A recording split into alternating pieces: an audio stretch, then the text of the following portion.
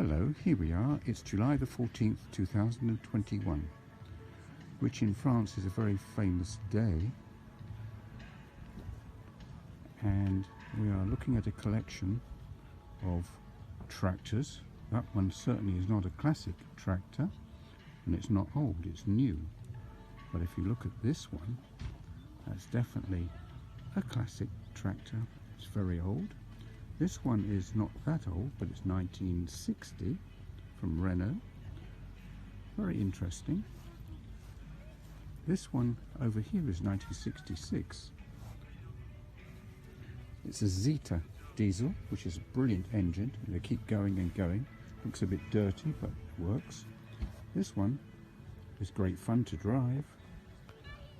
They can pull many things that people would sit behind and activate the machinery, which was quite difficult and hard work. And here is a Renault tractor, which is not that old, it's not new. And here we have a McCormick, which is definitely old, but very good old tractors. These are brilliant. And another one, an MWM tractor, which is also a good old tractor. These are all 40 years old or more. And here's another one, McCormick International. This one, fabulous old thing. Look at that.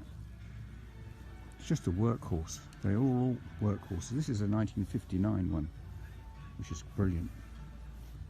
This one is a Massey Ferguson, which is old, 1966, 40 horsepower. And here we have an International, 1977, 4-cylinder, 3.3 litre. Big old thing, but works. They're good old things. And here we have another one, a Dukes, which I think from memory is German, and it's 1952. And it's only got 2-cylinder. Look at that. But a workhorse. Brilliant. Brilliant. And we have another one, an MWM again. This is a Renault, 1958. Fabulous. Oh, and this one, it's not a tractor, but this is 1930 up to 1940. It worked with an International harvester at the back. Brilliant. It was like a plough and a forager. Look at this. It's going back in time a long way.